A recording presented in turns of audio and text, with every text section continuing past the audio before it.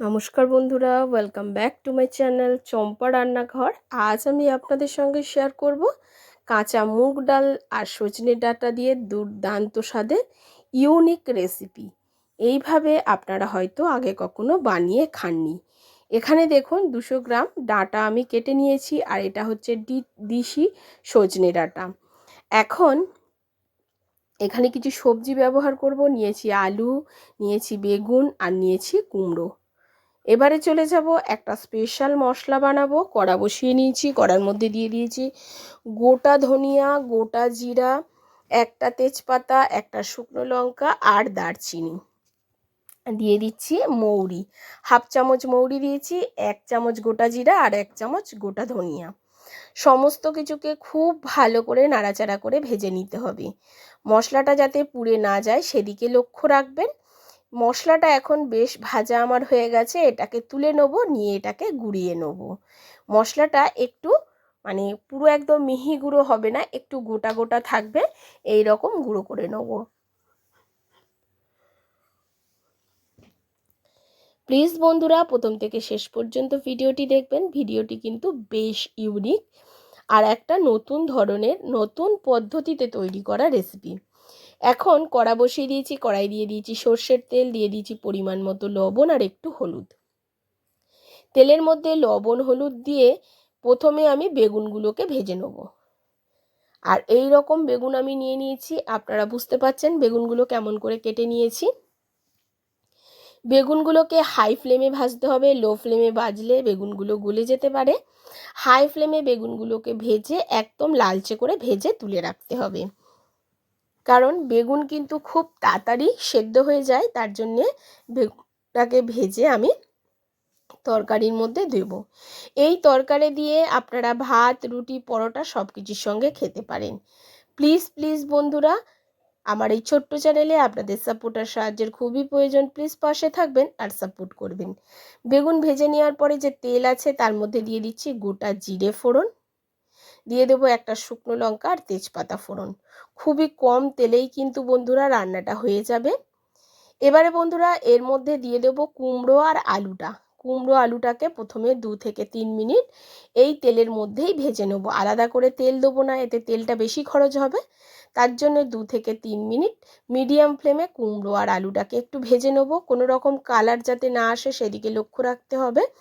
এইভাবে রান্না করে একবার বন্ধুরা আমার রিকোয়েস্টে রান্না করে খেয়ে দেখবেন, আর আমাকে কমেন্ট করে কিন্তু জানাতে ভুলবেন না কেমন লেগেছিল এই রেসিপিটি। এখন এর মধ্যে দিয়ে দেবো কাঁচা লঙ্কা, আদা আর টমেটো বাটা। আর আদা, টমেটো আর কাঁচা লঙ্কাটাকে আমি একসঙ্গে বেটে নিয়েছি, সেটাকেই দিয়ে দিলাম। ঝালটা আপনারা আপনাদের পরিমাণ অনুযায়ী ব্যবহার করবেন। এখন কুমড়ো আলুর সঙ্গে টমেটোটাকে আর আদা, কাঁচা লঙ্কাটাকে খুব ভালো করে নাড়াচাড়া করে কষাতে হবে। যতক্ষণ আদা আর টমেটোর কাঁচা গন্ধটা চলে না যায় ততক্ষণ পর্যন্ত কষাতে হবে। এখন এর মধ্যে দিয়ে দিচ্ছি পরিমাণ মতো হলুদ আর একটু লঙ্কার গুঁড়ো। লঙ্কার গুঁড়ো আর হলুদ দিয়ে খুব ভালো করে আবারও কুমড়ো আলুর খুব ভালো করে কষানোর পরে বন্ধুরা যখন এই রকম তেল ছাড়তে শুরু করবে তখন এর মধ্যে দিয়ে দিতে হবে মুগ ডালটা। মুগ ডালটাকে আগে খুব ভালো করে ধুয়ে আমি কিছুক্ষণ ভিজিয়ে রেখেছিলাম, এতে মুগ ডালটা তাড়াতাড়ি সেদ্ধ হয়ে যাবে। আর এই মুগ ডালটা এই রকমভাবে রান্না করে খেলে কোনো রকম গ্যাস অম্ল হবে না। আমি কথা দিচ্ছি বন্ধুরা, এইভাবে মুগ ডাল রান্না করে খেয়ে দেখবেন। আর মুগ ডালটাকে প্রথমে একটু ভিজিয়ে রাখলে তাড়াতাড়ি সেদ্ধ হয়ে যায়। এবারে খুব ভালো করে মশলার সঙ্গে আর আলু কুমড়োর সঙ্গে মুগ ডালটাকে কষাতে হবে। কিছুক্ষণ কষানোর পরে দিয়ে দিচ্ছি সজনে ডাঁটাগুলো। সজনে ডাঁটা, মুগ ডাল, কুমড়ো, আলু খুব ভালো করে আমার কষিয়ে নিতে হবে। দেখুন ঠিক এইভাবে সুন্দর করে কষাবেন। এতে তেল যখন ছাড়তে শুরু করবে তখনই কিন্তু ভাববেন কষানো হয়ে গেছে। তো কিছুক্ষণের জন্য আমি 2 থেকে 3 মিনিটের জন্য এটাকে একটু ঢাকা চাপা দিয়ে রেখেছিলাম। এতে কিন্তু আলুটা প্রায় 80% মতো সিদ্ধ হয়ে যায়, কুমড়োটাও সিদ্ধ হয়ে যায়, আর ডালটা কিন্তু খুব ভালো করে কষানো হয়। দেখিয়ে দিচ্ছি আপনাদেরকে। এবার এটাকে খুব ভালো করে আমি আরও একটু কষিয়ে নিচ্ছি। নেওয়ার পরে বন্ধুরা এর মধ্যে দিয়ে দিচ্ছি হাফ চামচ জিরে গুঁড়ো আর হাফ চামচ ধনিয়া গুঁড়ো। দেওয়ার পরে মিক্সির জার ধোয়া জলটা একটু দিয়ে এটাকে কষিয়ে নেব। কাঁচা লঙ্কা আর টমেটো আদা যেটাতে বেটেছিলাম সেইটা একটু মিক্সির জারটা ধুয়ে আমি দিয়ে দিলাম জলটা দিয়ে খুব ভালো করে আবারও এই সবজিগুলোকে কষিয়ে নিচ্ছি। এতে একটু জল দিয়ে দিয়ে কষালে খুব সুন্দরভাবে কষানো হয়ে যায় বন্ধুরা।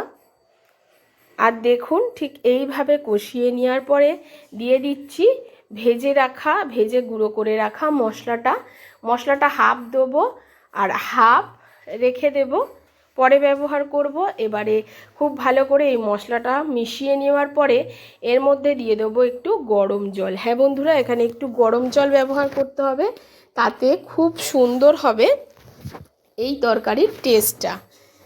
দেখুন এখানে এবার পরিমাণ অনুযায়ী জলটা ব্যবহার করব। আপনারা যদি একটু গা মাখা রাখেন সেই অনুযায়ী জলটা ব্যবহার করবেন, আর যদি একদম পাতলা রাখেন তো সেই অনুযায়ী পরিমাণ অনুযায়ী বুঝে জলটা ব্যবহার করবেন। এবারে খুব ভালো করে জলটাকে দিয়ে আমি মিশিয়ে নেব। মেশানোর পরে বন্ধুরা এটাকে আমি প্রায় 7 থেকে 8 মিনিটের জন্য ঢাকা চাপা দিয়ে রেখে দেবো। এতে সবজি আর ডালটা কিন্তু খুব ভালো করে সেদ্ধ হয়ে যাবে। ঢাকা চাপা দিয়ে রাখার পরে প্রায় 8 মিনিট পরে ঢাকনাটা খুলে নিলাম। আর এখন দেখুন বন্ধুরা জলটা কিন্তু অনেকটাই কমে এসছে, আর আপনাদেরকে দেখিয়ে দিচ্ছি ডালটাও কিন্তু বেশ সিদ্ধ হয়ে গেছে। এটা একেবারে ডালটা গলে গেলে কিন্তু খেতে ভালো লাগবে না, একটু ডালটা গোটা গোটা থাকলে মুখে পড়লে খেতে বেশি ভালো লাগবে। আপনি রুটি বা পরোটা দিয়ে খান বা ভাত দিয়ে খান, খুবই সুন্দর লাগবে। দিয়ে দিচ্ছি পরিমাণ মতো লবণ। এতক্ষণ পর্যন্ত লবণটা ব্যবহার করিনি, এই সময় লবণটা দিলাম। আগে থেকে লবণ ব্যবহার করলে কুমড়ো আর সজনে ডাঁটা কিন্তু গলে যেত, তার জন্য আগে থেকে লবণটা দিইনি। এবার লবণটাকে দিয়ে হাই ফ্লেমে আমি এটাকে ফোটাবো, আর আপনাদেরকে দেখিয়ে দিচ্ছি ডাল কিন্তু সেদ্ধ হয়ে গেছে। দেখুন বন্ধুরা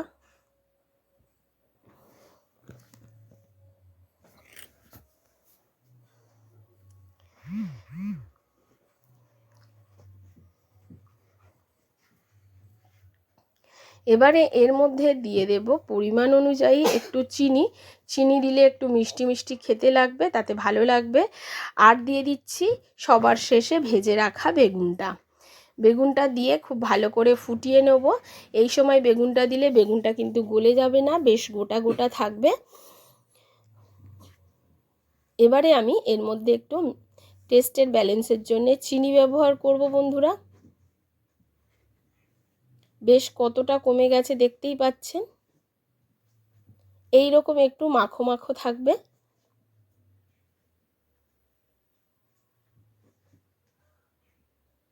এর থেকে বেশি যাতে ডালটা গলে না যায় সেদিকে লক্ষ্য রাখবেন। দিয়ে দিলাম পরিমাণ মতো চিনিটাকে দিয়ে একটু মিশিয়ে দিচ্ছি। আপনাদের যদি চিনি দিতে অপছন্দ হয় সেক্ষেত্রে আপনারা চিনিটাকে স্কিপ করতে পারেন। চিনিটাকে দিয়ে খুব ভালো করে একটু মিশিয়ে নেওয়ার পর সবার শেষে দিয়ে দেব ওই হাফ ভেজে রাখা মশলাটাকে দিয়ে খুব ভালো করে এটাকে মিশিয়ে নেব।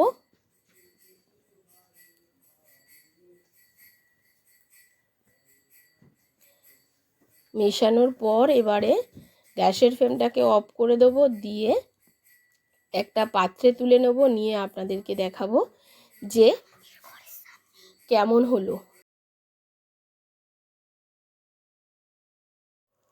মশলাটাকে দিয়ে মিশিয়ে নেওয়ার পর একটা প্লেটে আমি তুলে আপনাদেরকে সামনে দিয়ে দেখিয়ে দিচ্ছি। এখন দেখুন বন্ধুরা কাঁচা মুগ ডাল দিয়ে সজনে ডাঁটার তরকারিটা কেমন হয়েছে অবশ্যই কমেন্ট করে জানাবেন। আমি এই রকম একদম মাখো মাখো শুকনো শুকনো রেখেছি, আপনারা তাই চাইলে একটু ঝোলঝোলও রাখতে পারেন। আজ এই পর্যন্ত, আবারও দেখা হবে অন্য কোনো নতুন ভিডিও।